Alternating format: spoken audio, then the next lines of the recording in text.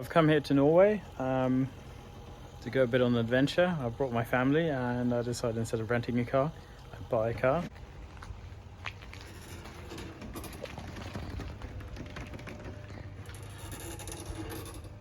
So, you know me, I'm a sucker for Pininfarina. So I got my Flaminius, and what else could I get but a Peugeot 404. My good friend Anders has been so kind to store it in his garage, and is now ready to do some work on it. We're probably going to change the brake fluid just to see how that is, and we'll take it from there. Is to check all the fluids, make sure I have oil. I'm a little bit unsure about the braking fluid, that's a little low, so I'm going to check the brakes and just make sure everything's ready for a little bit of a road trip. Otherwise everything's very nice and original. Plenty of patina, as we like. By no means a concours car, but you know, everything's there, everything as it should be. Different colours on the ignition cables. I might get a couple of new ones of these before I go for a longer road trip in it, but for now it should be fine. Me and Anders, we have pretty much gone through the brakes. We've bled them now. That's why you might see some puddles of brake fluid next to the brakes. That's not because it's leaking, that's because I've bled them out. I've just done it because I like having fresh brake fluid. It's supposedly just passed the Norwegian MOT in the end of June, so it should be just fine. And I'm just about to take it out for a test drive. It's pretty dusty because it's been here for about 3 weeks. I'm going to wipe off the dust. The paint, as I'm just going to do a cloth. This paint is partly original, partly repainted. See the door, they polished that and they're going to go on the fender, but they couldn't get that to get shiny. When I get back to the UK with this car, I'm going to wet sand this down and see if we can get the polish back, and I'd love to get a nice patina look to it because that's the original paint on the front, but it's hard as rock. Otherwise, the car looks surprisingly rust free. I think there's a tiny bit of filler, something's been done here, definitely a bit of filler, but that is the worst I've seen. It's so straight. The chrome on it, it's very interesting details on this. For example, how there's a little bit crack here, so if anybody's got a rear light molding like this, let me know. If not, I'll have to glue this together and live with it as it is. But very nice rear lenses on it. Interesting concept where they've used this plastic and kind of had the chrome on the inside. Stainless steel bumpers, so they're of course good. 404 Peugeot, mud flaps. New tyres on the car all around, or at least they're just a couple of years old, so that's good. Again, very nice and straight. Of course, I'll be traveling with my children. We've installed seat belts in the back and put in the nice 5-point seat, so they will be nice and secured. Again, it's not a mint car. I've all done everything on the budget, but what I've looked for is a classic car that's supposedly put together and reliable, and this was the best I could find. See, the headliner is really good. Needs a bit of a cleanup, but would expect. We got a roof rack in Iglia from Norway, so you know that goes for the car. This would be nice. I'll get this down, restore it. Rubber, the actual rubber going into the doors here looks good, but the rubber on the doors are completely game over, so I'll need to get some new ones of them as these are turning to dust. Incredibly cool door handles here that you grab onto. The panels have obviously had a bit of water coming in, but you know, again, here so you can see the original paint going down, very good condition. No rust or anything going here, all solid.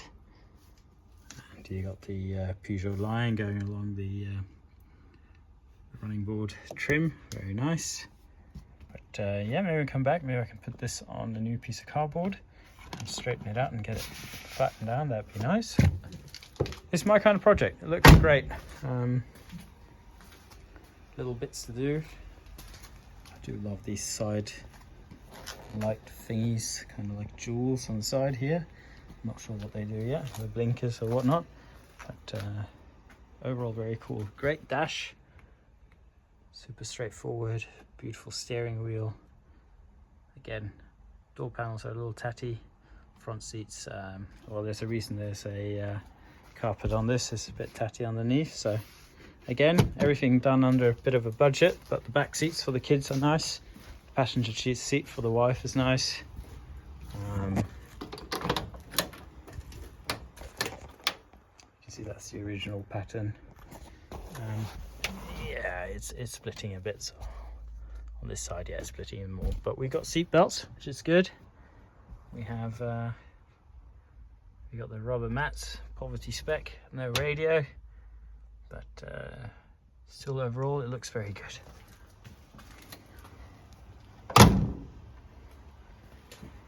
So what I need to do now is take it for a test drive and see how the brake feels. Okay, well, let's see how far we get in this.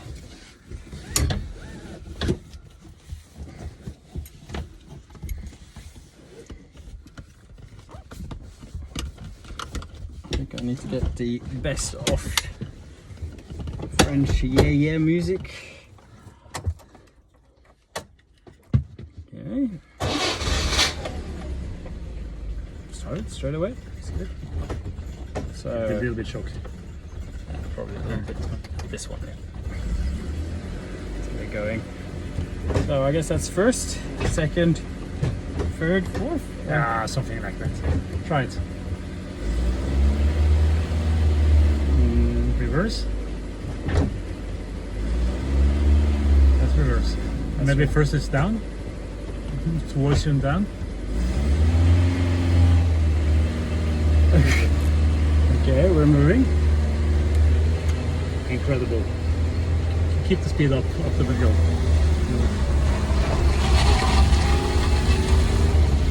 Left. No, excuse me, right. Go right, go right. Okay, I'm just gonna feel the brakes. Check the lights. You have some light switches somewhere. So, oh, lights. Where's the lights?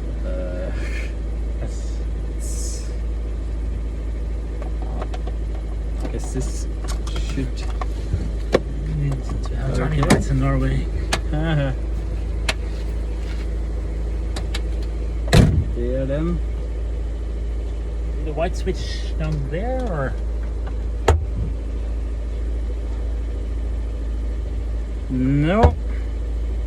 Well, I have the manual, so let's check. That's the lights. I guess this is the blinkers. That's the indicator stalk. Yeah. Go one side only. No, it's blinking both sides. But it's no, it's just this one. That's another light. I don't know what that is. Okay. You can try it. Make a right indication. Okay, going left. Left. Okay, works. I guess I need to figure out this. What's this then? Eject the seats. Eject it. Okay, I'll check this out a bit later. So I guess that was first. Yeah. Second. Third. I think it's on the three, maybe on the three. Or it's first, second, third, and fourth to the back. That's the fourth. Okay. I guess. Set to the right. Did we say this is first, right? I will think so, yeah.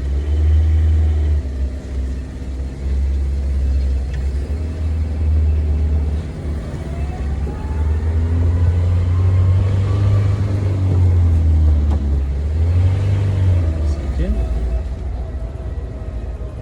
I'm just gonna test the brakes. Yeah, here. Okay, that's the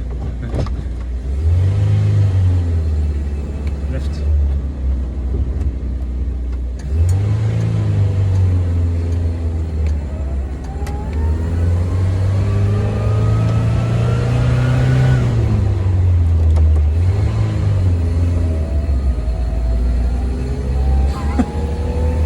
a bit different, isn't it? Very.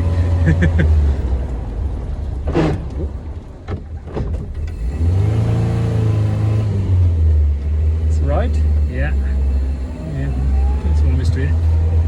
Straight out here. That's down there.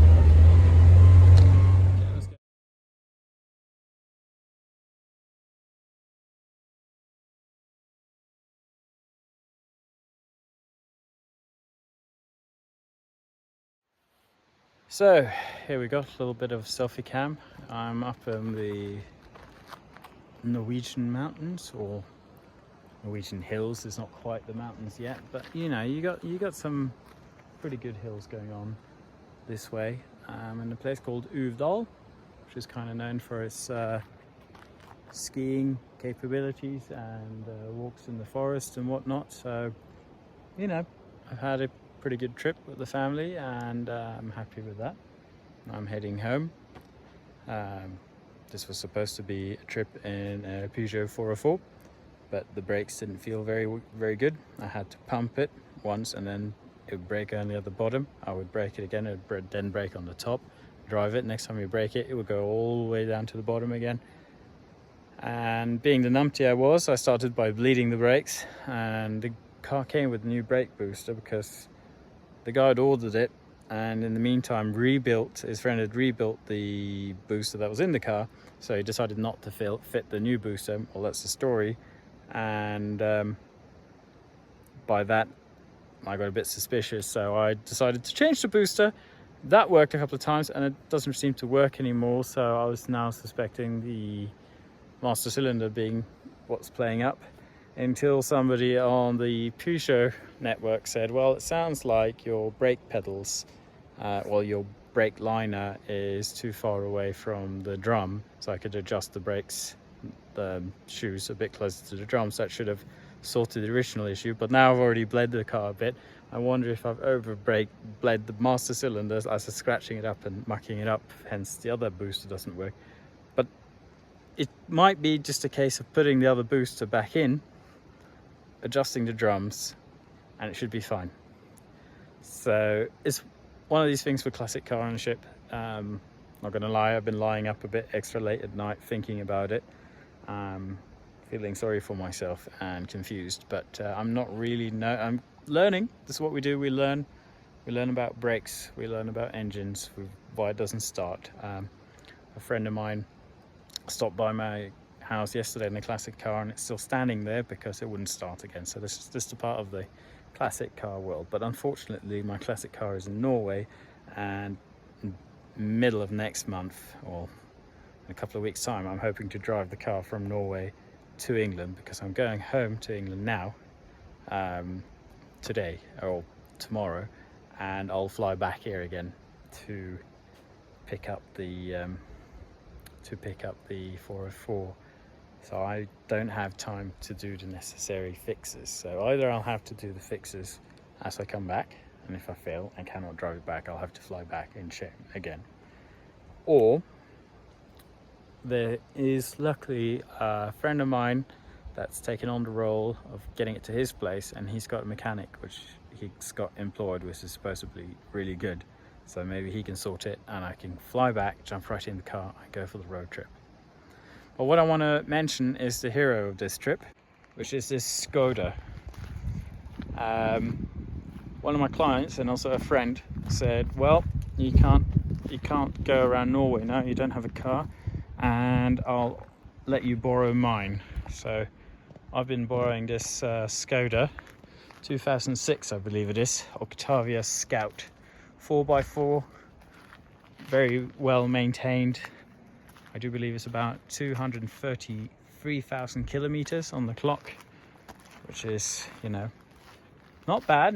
It could probably double that, I'm sure of it. We have some luxury features like we have lights, we have parking sensors, we have a slight whistle which you can hear while we drive this. I do believe it comes in here, I'm not sure. And we have a great interior, which isn't got holes in it like the Peugeot. I got real seat belts, I got airbag, and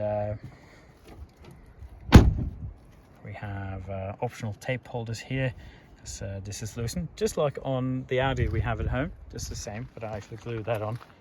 We have cool alloy rims. Overall, great car. So I guess this is a bit of a blessing in disguise, because the days we had here, we had torrential rain. even flooding close to where my mum is living. I've been staying there a couple of days as well, and we were driving in the middle of the night in complete torrential rain, and this thing just did amazing. And to be honest, I think a leaky old Peugeot like the 404 would have made a trip, but I would have had a very sour wife and wet kids. So I'm super thankful, super happy I got to drive this fantastic Skoda. So I would say it's I'll call it a modern classic. So, you know, for anyone who won't drive a car built older than a couple of years, I guess this will be a classic. So I did get some classic car driving on the trip. Yeah, so until next time, guys, hopefully you'll see a video of me driving the 404 home to England from Norway, or you'll get a video of me explaining why that's not happening. So yeah, until next time, have a good one.